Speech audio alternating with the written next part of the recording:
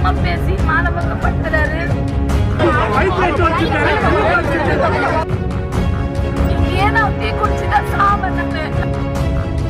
நிவாரண உதவி கொடுத்து கொண்டிருந்த இடத்தில் திடீரென பரபரப்பு ஏற்பட்டது.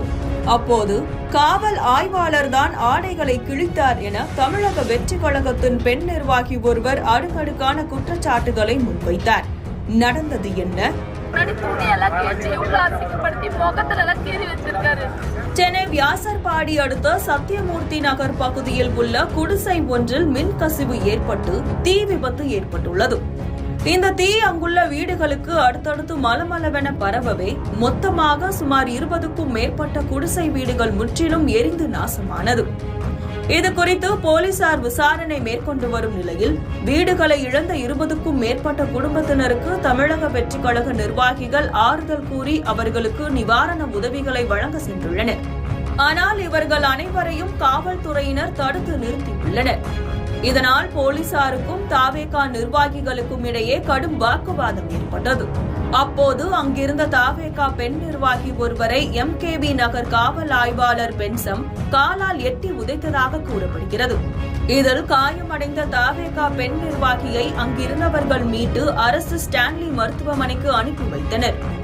இதற்கிடையில் நிவாரண உதவி வழங்க சென்ற போது காவல் ஆய்வாளர் தனது ஆடையை கிழித்து தாக்குதல் நடத்தினார் என்றும் பொதுவெளியில் தாக்குதல் நடத்திய அவர் மீது நடவடிக்கை எடுக்க வேண்டும் எனவும் பாதிக்கப்பட்ட தாவேகா பெண் நிர்வாகி பரபரப்பு குற்றச்சாட்டை முன்வைத்துள்ளார்.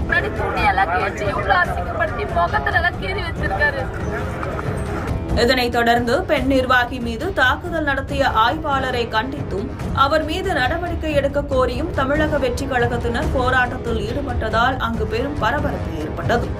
இந்த சம்பவம் குறித்து காவல் ஆய்வாளரை தொடர்பு கொண்டு கேட்டபோது தமிழக வெற்றி கழகத்தைச் சேர்ந்த நிர்வாகிகள் பாதிக்கப்பட்ட மக்களை சந்திக்க வந்தனர். அவர்கள் கொண்டு வந்த பொருட்களை சோதனை செய்த போது மற்ற அரசியல் கட்சியினரை சோதனை செய்யாமல் எங்களை மட்டும் ஏன் சோதனை செய்ய வேண்டும் என கூறி தாவேகா நிர்வாகிகள் என்னிடம் வாக்குவாதத்தில் ஈடுபட்டனர். இதில் தமிழக வெற்றி கழகத்தின் நிர்வாகிகள் சிலர் காவலர்களை தாக்க முற்பட்டனர்.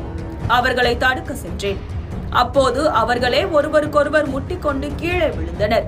என்னுடைய கை கூட அவர் மீது படவில்லை என விளக்கம் அளித்தார். இந்த சம்பவத்தை கண்டித்து தமிழக வெற்றி கழக தலைவர் விஜய் காட்டமாக அறிக்கை ஒன்றை வெளியிட்டுள்ளார். அந்த அறிக்கையில் காவல்துறை ஆளுங்கட்சியின் ஏவல் துறையாக மாறி அப்பாவி மக்கள் மீது மிருகவளத்தை காட்டி மக்களிடம் வெறுப்புகளை குவித்து வருகிறது என்றும் பெண்களுக்கு பாதுகாப்பு இல்லாத மாநிலமாக